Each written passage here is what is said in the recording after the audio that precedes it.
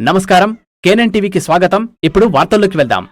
పచ్చదనం పరిశుభ్రతకు ప్రతి ఒక్కరూ సామాజిక బాధ్యతగా తీసుకుని గ్రామాలను స్వచ్ఛ గ్రామాలుగా తీర్చిదిద్దేందుకు ప్రతి ఒక్కరూ సహకరించాలని శుక్రవారం బాన్స్వాడ గ్రామంలోని కొత్తబాది గ్రామంలోని మోడల్ స్కూల్లో స్వచ్ఛదనం పచ్చదనం కార్యక్రమంలో భాగంగా ఆదర్శ పాఠశాలలో ఎమ్మెల్యే పోచారం శ్రీనివాస్ రెడ్డితో కలిసి మొక్కలు నాటారు. ఈ సందర్భంగా ఆయన విద్యార్థులను ఉద్దేశించి మాట్లాడుతూ విద్యార్థులకు విద్యార్థి దశ ఎంతో ముఖ్యమని, మంచిగా చదువుకొని ఉన్నత స్థానాలకు ఎదిగేందుకు విద్యార్థి దశ తొలిమెట్టవుతుందన్నారు. ఈ కార్యక్రమంలో ఆర్డీఓ రమేష్ రాథోడ్, మాజీ డీసీసీబీ చైర్మన్ భాస్కర్ రెడ్డి, కామారెడ్డి జిల్లా మైనార్టీ అధ్యక్షులు ఖాలిక్, బ్లాక్ కాంగ్రెస్ అధ్యక్షులు Asad, Anjireddy, Ejaz, Gopal Reddy, Venkatareddy, MRO Varaprasad, MEO Rais, director Sailu, అధికారులు, నాయకులు తదితరులు పాల్గొన్నారు.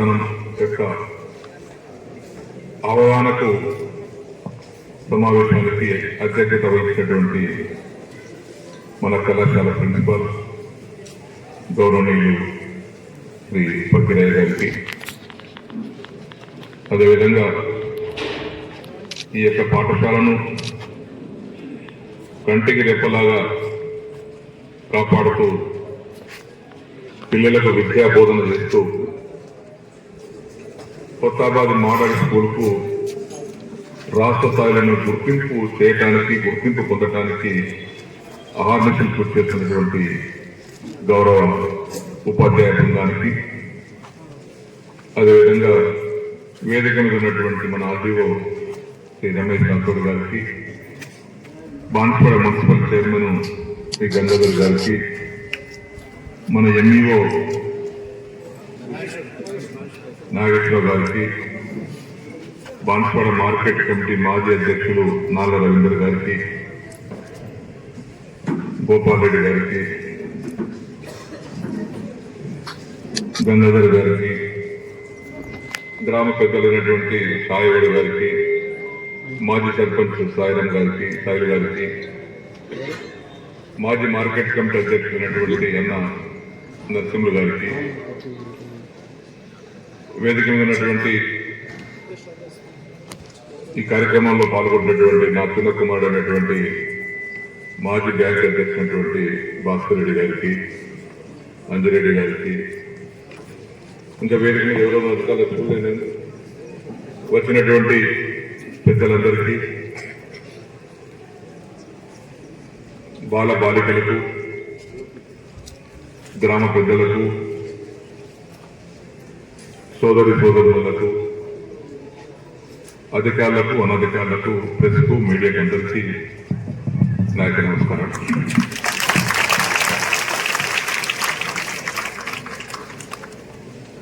ఇది ఆశామాసి ప్రోగ్రాం కాదు. పోచారం శ్రీనివాస్ రెడ్డి గారు వచ్చారు, ఒక చెట్టు నాటాడు, దాంతో అయిపోలేదు. మీకు చదువుకుంటున్నటువంటి విద్యార్థులు ఈ సమాజానికి, దేశానికి, రాష్ట్రానికి దిక్సూచి మీరు భవిష్యత్తు తీర్చిదిద్దేటువంటి బాధ్యత గల వ్యక్తులు. ఈరోజు ప్రకృతి ప్రళయాలు, వరదలు, మండు టెండలు, తుఫాన్లు ఇవన్నీ ఎందుకు వస్తాయంటే ప్రకృతిని సమతుల్యంగా కాపాడుకుంటే ఈ సమస్య రాదు. వాతావరణాన్ని సమతుల్యంగా కాపాడుకోవాలి. పచ్చదనం ఉండాలి. పచ్చదనంతో ఒకటి కాదు, రెండు కాదు, 100 లాభాలు ఉన్నాయి. చెట్టు అనేది మన జీవితానికి ముడిపడ్డటువంటి అంశం. అది పుట్టినప్పటి నుంచి కాటికి పోయేంత వరకు మన మీద ఉంటుంది. పుట్టినప్పుడు తొట్టలేస్తాం, కట్ట తొట్టలు పడుకుంటాను, మంచం చేయించుకుంటాం, వృద్ధాప్యం నడపడానికి కట్టబడుకుంటాం, చనిపోయిన రోజు కట్టలో కాల్చి వేస్తారు. అంటే చెట్టు మన జీవితంతో ముడిపడ్డటువంటి అంశం. అది దాంతోపాటు సమృద్ధిగా వర్షాలు పడాలి, పంటలు పండాలి, కరువు కాటకాలు రావద్దు అని మనం అనుకొని చెట్ల పెంపకాన్ని మనం పెంచుకోవాలి.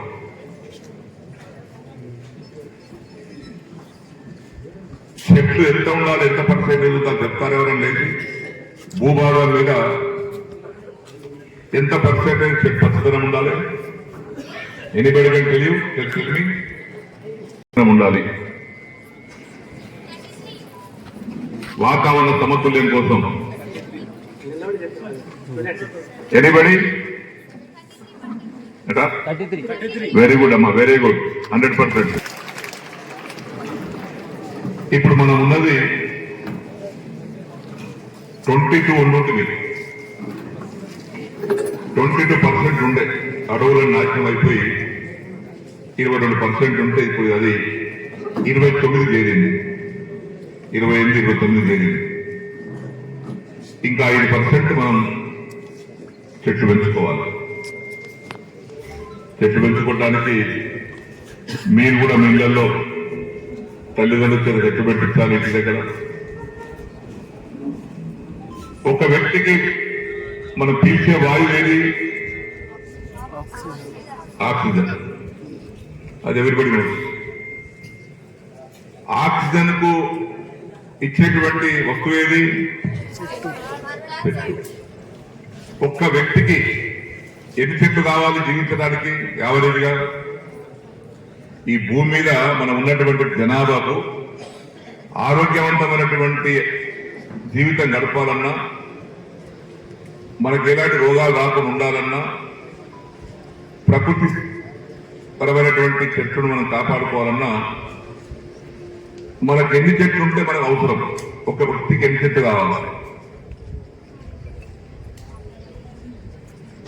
ఒక చెట్టు ఒక వ్యక్తి బతకడానికి ఎన్ని చెట్లు కావాలి? 12 కావాలి. ఆక్సిజన్ జనరేట్ చేస్తుంది.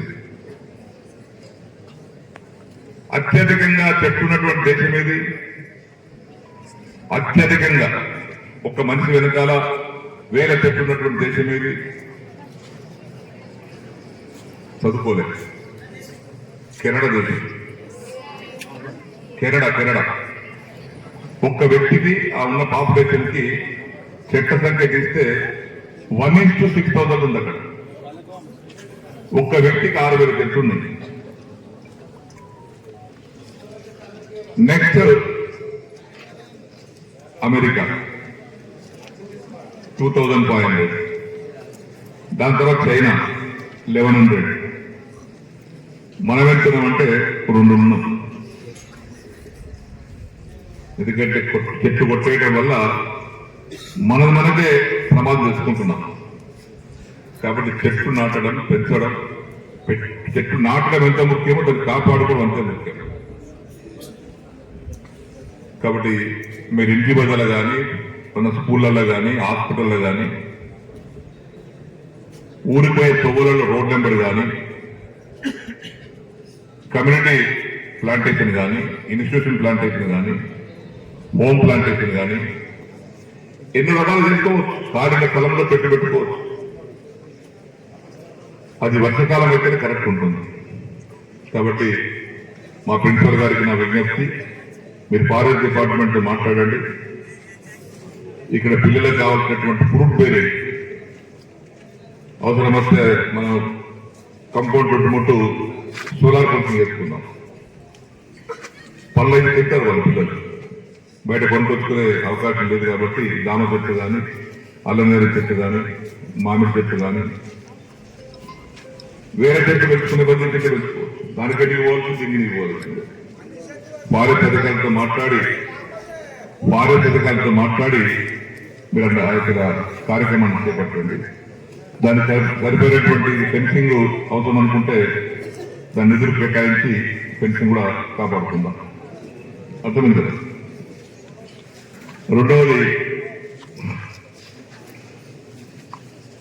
మీరు రిజల్ట్స్ కంటే మీరు చెప్పారు బ్రహ్మాండంగా బాగుంది. ఐఐటి ఎన్ని సీట్లు వచ్చినాయి, రాష్ట్ర స్థాయిలో ఎంత వచ్చింది అనేది గుర్తింపు చెప్పారు. మీ అందరికీ కూడా ఉపాధ్యాయ బృందానికి హృదయపూర్వకంగా అభినందనలు, శుభాకాంక్షలు. పిల్లలకు కూడా అభినందనలు, శుభాకాంక్షలు. ఈ స్కూల్కు చరిత్ర ఉంది బేట, మీకు తెలియదు. 1978 ఆ ప్రాంతంలో ఆనాడున్నటువంటి ప్రభుత్వము సోషల్ వెల్ఫేర్ రెసిడెన్షియల్ స్కూల్ మంజూరు చేసింది. ఎక్కడ? కొత్తాబాద్ పేరుతోటి 1977-78 ఒక స్కూల్ మంజూరైంది. చాలా తక్కువ అయ్యండే, అందులో మనదొకటి. కానీ ఆనాడు ఉన్నటువంటి నాయకులు ఇక్కడ పెట్టాల్సినటువంటి స్కూల్ తీసుకెళ్లి పోచంపల్లి పెట్టారు. ఇప్పటికి జీవులు కొత్తాబాదనే ఉంది. ఇంకా అలాంటి అరుగు రాజారాం గారు మంత్రి కాబట్టి కొద్ది పెద్దలను చెలాయించి ఇక్కడ మనం పెట్టుకోవాల్సినటువంటి స్కూల్ ని అక్కడ పెట్టారు. దాని తదుపరి ఇక్కడ హెల్త్ సెంటర్ ఉండేది. వాళ్ళు కాకుండా సంతోష్ రెడ్డి గారు వారు మరణించారు, కాలం చేశారు. వారు బతుకున్నప్పుడు గ్రామస్తుల సహకారంతో ఈ యొక్క హెల్త్ సెంటర్ ని మలేరియా సెంటర్ కూడా ఇక్కడ ఈ స్థలం అంతా ఏమో రానియద్దు, ఎప్పటికోసారి ఇక్కడ మనం స్కూల్ పెట్టుకోవాల్సిందే, ఒక స్కూల్ పోయిగానే మనం తెచ్చుకుందాం స్కూల్ అనేటువంటి పట్టుదలతో నేను 94లో ఎమ్మెల్యే అయిన తర్వాత సంతోష్ రెడ్డి గారు వారు బతుకున్నప్పుడు గ్రామ పెద్దలందరూ కలిసి వారికి వచ్చి ఇక్కడ స్కూల్ కావాలని అడిగారు. అప్పుడు నా ప్రయత్నంలో భాగంగా బాన్స్వాడ పేరుతోని మోడల్ స్కూల్ మంజూరు చేసుకొని బాన్స్వాడ మండలంలో మోడల్ స్కూల్ ని అంతకుముందు వచ్చినటువంటి గురుకుల పాఠశాల పోయిన దానికి బదులుగా కొత్తాబాద్ లో ఈ స్కూల్ తీసుకురావడం జరిగిందని చెప్పేసి మీకు తెలియపరుస్తా ఉన్నాం. మొదటి స్కూల్, దాని తర్వాత కస్తూర్బా పాఠశాల తీసుకొచ్చుకున్నాం. మేము చదువు నేర్చుకోవటానికి కావాల్సినటువంటి వసతులు కలిగిస్తాం. నేర్చుకోవాల్సింది మీ బాధ్యత, నేర్పాల్సింది గురువుల బాధ్యత. మన కాన్ఫరెన్స్ లో చదువుకునే అవకాశాలు చాలా ఉన్నాయి, మీకు అది తెలిసే ఉంటుంది. నా బాధ్యత కాబట్టి చెప్పాలి. ఏ అంశం కొదవలేదు. ఇక్కడ జూనియర్ కాలేజ్ ఉంది. రాష్ట్రంలో ఎన్ని కాలేజీలు ఉండాలని అన్ని కాలేజీలు బాన్స్వాడలో ఉన్నాయి. బ్రహ్మాండమైనటువంటి డిగ్రీ కళాశాల ఉంది. 2000 మంది చదువుకునేటువంటి డిగ్రీ కళాశాల, అందులో 50% గర్ల్స్ స్టూడెంట్స్ ఉన్నారు. పక్కన నర్సింగ్ కాలేజ్ నడుపుతున్నాం కొత్తగా, 4 years నర్సింగ్ కాలేజ్. ఇంటర్మీడియట్ తర్వాత బయటికి జరిగిన ఆడబిడ్డలకు అందులో ప్రవేశం ఉంటుంది. దానికోసం కూడా పెరిగినటువంటి ఆడబిడ్డలు వస్తారు కాబట్టి వారికి అసౌకర్యం లేకుండా, ఇబ్బంది లేకుండా 40 కోట్లు పెట్టి బిల్డింగ్ కడతా ఉన్నాం అక్కడ. ఇంకో సైన్స్ కోర్సు, ఈ నర్సింగ్ కోర్సు చదువుకోవాలి, ఎట్లా ఉద్యోగాలు వస్తాయో చదువుకునే ఉద్యోగాలు వచ్చేటువంటి రుద్రులు ఒకటి ఉంది, food science and technology college. అందులో చదువుకున్నటువంటి విద్యార్థికి ఇప్పటిదాకా ఊరికే వెళ్ళలేదు, అందరికి ఉద్యోగాలు వచ్చినాయి. అయితే ప్రైవేట్ కావచ్చు, గవర్నమెంట్ కావచ్చు.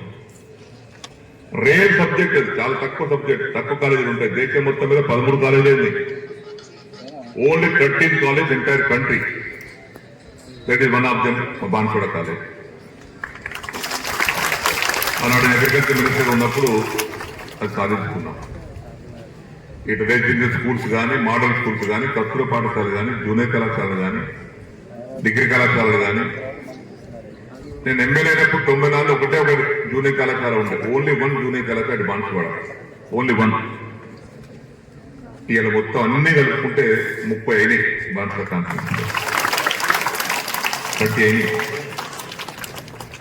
ఇన్ ది 30 ఇన్స్టిట్యూషన్స్లలో మీలాంటి విద్యార్థులు దాదాపు ఒక 16,000 నుండి 17,000 చదువుకుంటున్నారు ఈ ఇన్స్టిట్యూషన్స్ లో.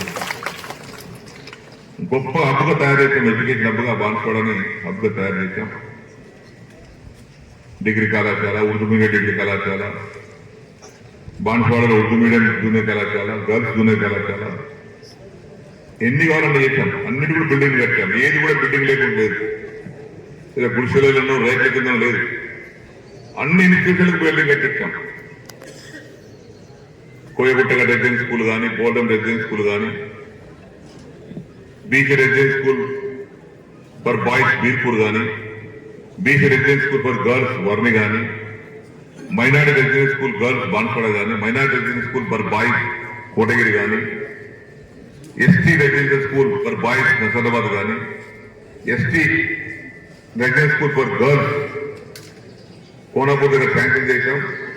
పని మొదలైంది. అప్పటిదాకా తాత్కాలికంగా బాన్స్వాడ పక్కన Hindi pandit training centre private వాళ్ళ బిల్డింగ్ ఉంటే అది నడుపుతున్నాం వల్ల.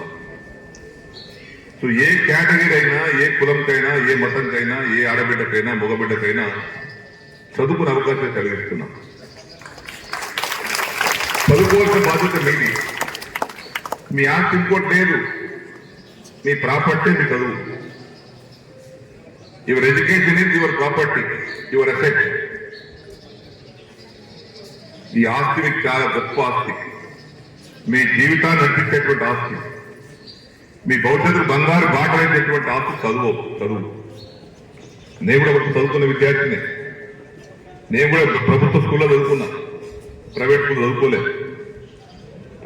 గవర్నమెంట్ కాలేజ్ చదువుకున్నా.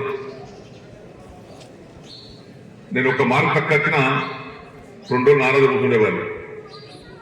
అట్లా ఛాలెంజ్ తీసుకోవాలి. వెనుకటి రోజుల్లో మేము చదువుకున్న రోజుల్లో 60% వస్తే ఎక్కువ సన్మానం చేసేవారు. ఏదో 60 కాదు, 70 కాదు, 80 కాదు, 95 డాక్టర్ సన్మానం, 95, 98, 99 ఒక కాంపిటీషన్. ఇలా 888 కావాలంటే 10/10 కావాలి, అయితే 888 వస్తుంది. లేదు సార్ నేను 70% తెచ్చుకుంటా అంటే ఎక్కడ మనకు 70% స్థానం లేదు. ఒకప్పుడు ఉండే, మేము చదువుకున్న రోజులా ఉండే. ఇప్పుడు కాంపిటీషన్ బాగా పెరిగింది, పోటీతత్వం బాగా పెరిగింది. కాబట్టి మీరందరూ కూడా బాగా చదువుకోవాలి. ఆడబిడ్డలు కానీ, మగబిడ్డలు కానీ, పేదవారు కాబట్టి ఉద్యోగాలు అవే వస్తాయి. గవర్నమెంట్ ఉద్యోగం రావాలంటే అందరూ ఆడేవారు కావాలని లేదు. ఇంతకంటే మంచి ఉద్యోగాలు కానీ, మంచి జీతాలు ఇచ్చే ఉద్యోగాలు చాలా ఉన్నాయి. ప్రభుత్వ ఉద్యోగాలు వస్తాయి, ప్రైవేట్ ఉద్యోగాలు వస్తాయి. మీరు కంప్యూటర్ పోతే ఐటీ ఇండస్ట్రీలో పోవడానికి ఛాన్స్ ఉంది. ఛాన్సెస్ చాలా ఉన్నాయి. There are so many scopes. మీరు చదువుకోవడం ముఖ్యం. మీరు ఇంతసేపు చెప్తున్నానంటే ఇంత పెద్ద ఇన్స్టిట్యూట్ పెట్టుకున్నాను, కలర్ చేయించగలుగుతాను, రూమ్ కట్టించగలుగుతాను, ఇంకేదో చేయించగలుగుతాను. కానీ నేను చదివి మార్కులు ఎగ్జామ్ రాయలేదు. కానీ ఎగ్జామ్ ఎవరు రాయాలి? మీద రాయాలి కదా.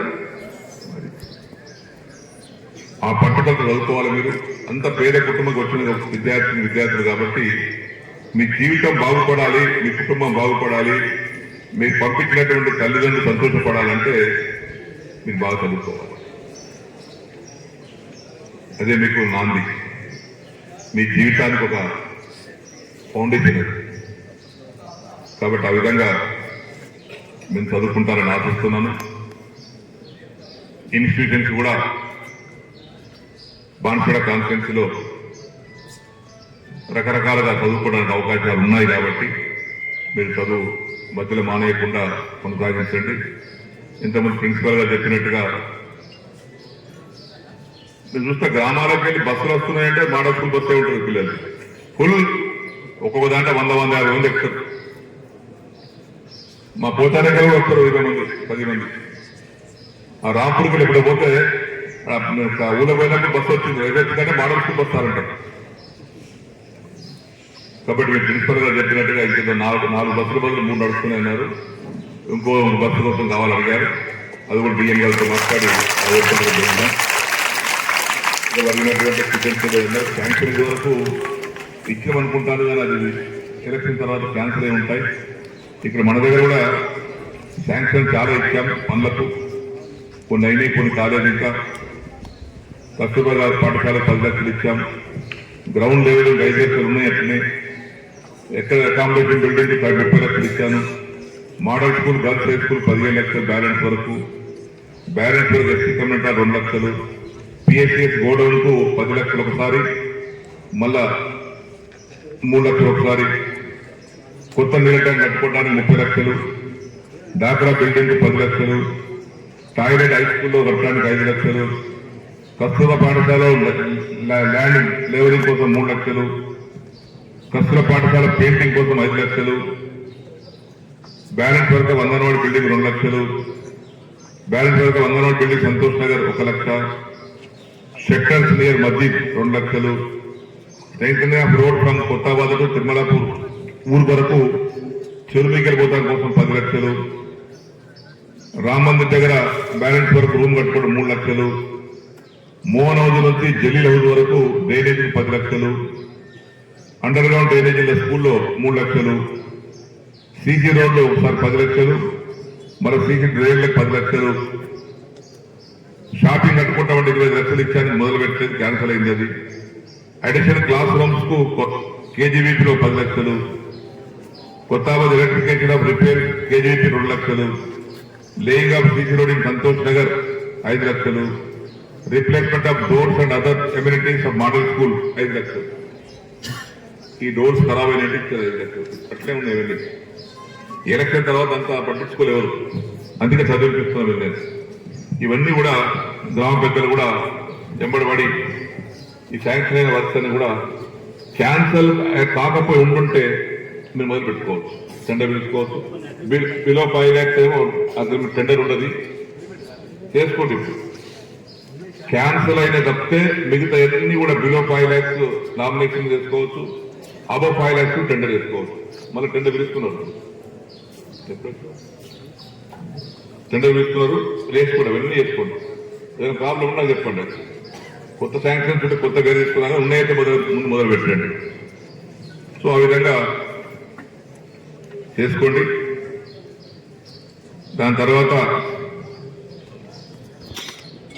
ఈ డబుల్ బెడ్రూమ్ పేమెంట్ విషయంలో కూడా కొంత మీరు వినాలి. ఒకసారి రాళ్ళతో పుట్టద్దు, పండ్లు కాసి చెట్టుని మంచి తెంపుకోవాలి. కంగిరి వీధి రాళ్ళతో పడితే పండ్లు ఖరాబ్ అవుతుంది. ఎంత కష్టపడితే బాన్స్వాడ కాన్ఫరెన్స్ లో ఈ పక్క జూకల్ కాన్ఫరెన్స్ ఉంది, పక్క ఎల్రెడ్డి కాన్ఫరెన్స్ ఉంది, పోయి చూడండి ఎక్కడ ఒక ఇల్లు కట్టిదేమో.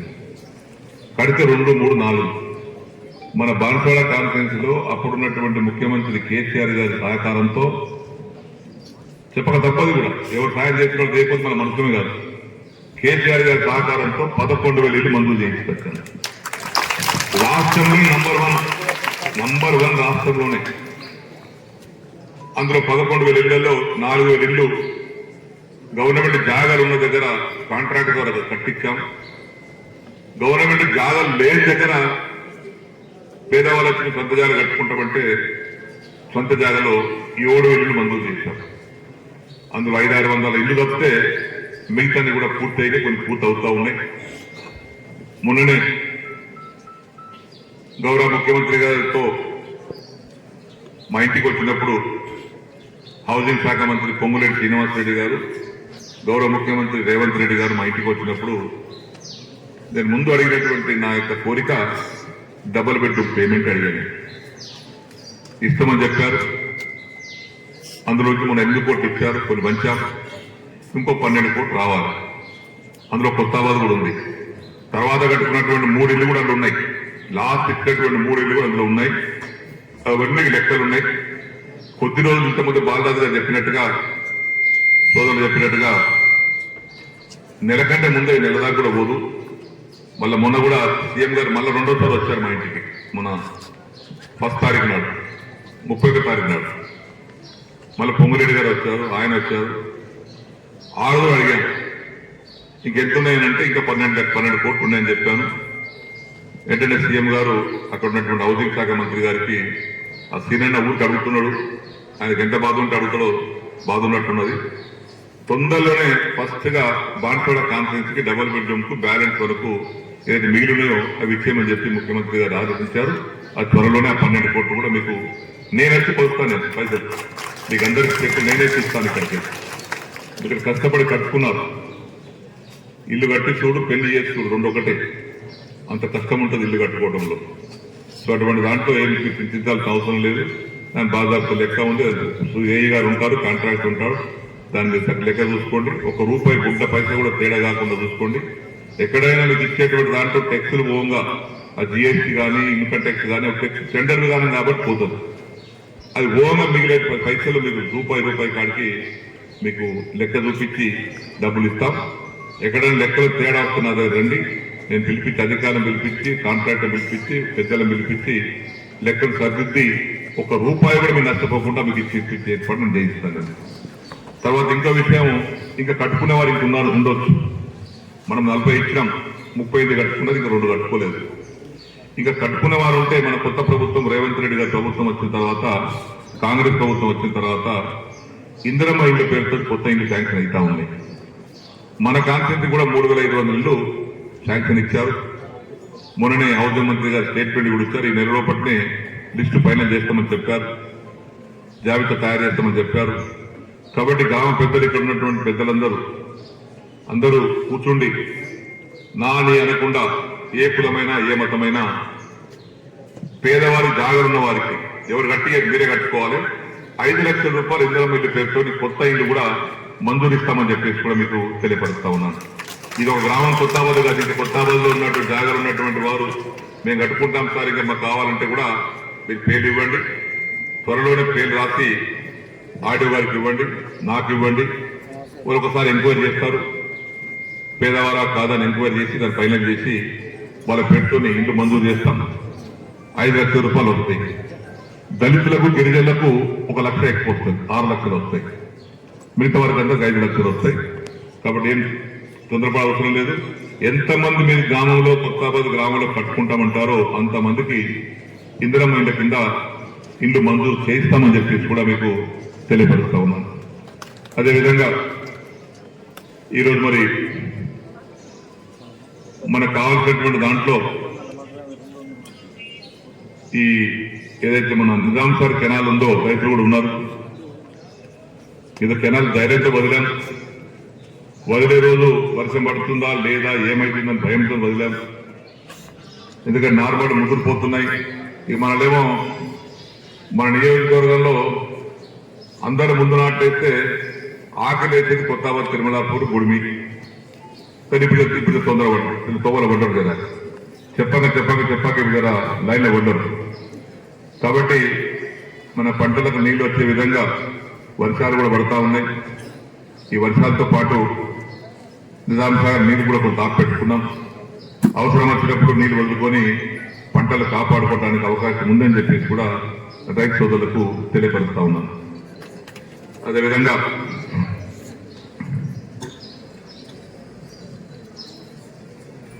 ఈరోజు ఈ స్కూల్తో పాటు పత్తుల పాఠశాల కూడా మన దగ్గరనే ఉంది. కొత్తాబాది సంతోష్ రెడ్డి గారి కళలు కన్నా కళ ఇది. వారు మన మధ్యన లేకపోయినా నాకు బాగా ఇక్కడ కావాలి సీనన్నా, మాకు స్కూల్ కావాలి అడిగితే మోడల్ స్కూల్తో పాటు పత్తుల పాఠశాల కూడా మన కొత్తాబాద్లో నిర్మించుకున్నాం. దానివల్ల ఊరికి ఒక ఆస్తి లాగా మనకు కనబడతా ఉంటుంది. ఊరికి ఎక్కడికి చూసినా మంచి బ్రహ్మాండం కనబడతా ఉంటుంది. మీరందరూ కూడా దాన్ని మంచి చదువుకొని బాగుపడాలని కోరుకుంటూ ఈ డబుల్ బెడ్రూమ్ విషయంలో స్వస్థత ఇచ్చాను. మీరు ఏం తొందరపడ అవసరం లేదు, ఏం ఆలోచన చేసిన అవసరం లేదు. మీకంటే నాకు నిద్రపట్టదు, ఇక మీకు నిద్రపడుతుంది, నాకు నిద్రపట్టదు ఆ పైసలు వచ్చేదాకా. ఎందుకంటే కష్టపడి కట్టుకున్నారు కాబట్టి, నా మీద నమ్మకంతో కట్టుకున్నారు కాబట్టి నా మీద బాధ్యత ఎక్కువ ఉంటుంది. కాబట్టి తప్పనిసరిగా కట్టుకున్న వాళ్ళందరూ ఎవరు చింతించాల్సిన అవసరం లేదు. నేను బాధ్యత చేసుకొని మొన్ననే ముఖ్యమంత్రి గారికి 5 రోజుల క్రితం అడిగాను. వారు ఒప్పుకున్నారు, తొందరగా ఇచ్చేద్దాం ఒప్పుకున్నారు. ఒక 12 కోట్లు అయితే అయిపోతుంది. ఇక ఆఖరి కొన్ని ఏదైనా ఉంటే ఫైనల్ బిల్లు క్యూసీలు గీసులు కాగా ఇంకో 5-6 కోట్లు ఉంటాయి. ఇంతవరకు బాన్స్వాడ కాన్స్టిట్యున్సీలో ఇక్కడి అధ్యక్ష ఎక్కడ పెట్టినా అదిగా టోటల్ పేమెంట్ చేసి ఇక్కడ మీరు వినాలి. ఎంత అయితే ఉందో 2 జిల్లాలు ఇక్కడి పురపాలన పెట్టింది కదా మాట్లాడుతూ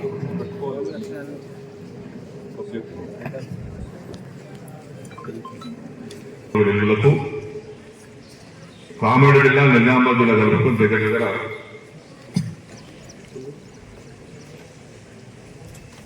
ఆ నిజామాబాద్ జిల్లాలో 4,988 ఇల్లు ఇచ్చాము. ఇంతవరకు 233 కోట్ల రూపాయలు పేమెంట్ చేశాము నిజామాబాద్ జిల్లాలో. కామారెడ్డి జిల్లాకి 5,830 మంజూరు చేశాము. దానికోసమని ఇంతవరకు డబ్బులు ఇచ్చినాయి 271 కోట్లు, అంటే 500 కోట్ల రూపాయలు ఇంతవరకు పేమెంట్ చేశాం 11,000 ఇళ్లకు. ఇంకా చేయాల్సి చాలా తక్కువ, 6 కోట్లు ఒక దగ్గర, 500 కోట్లు ఒక దగ్గర ఉన్నాయి. అది 12-10 కోట్లు వచ్చేస్తే అవి కూడా క్లియర్ అయిపోతుందని చెప్పేసి కూడా మీకంటే తెలియపరుచుకుంటూ, ఈరోజు మీకు అందరికీ ఈ పచ్చదనం విషయంలో మీకు అర్థమైందమ్మా? పచ్చదనం అంటే అర్థమైందా?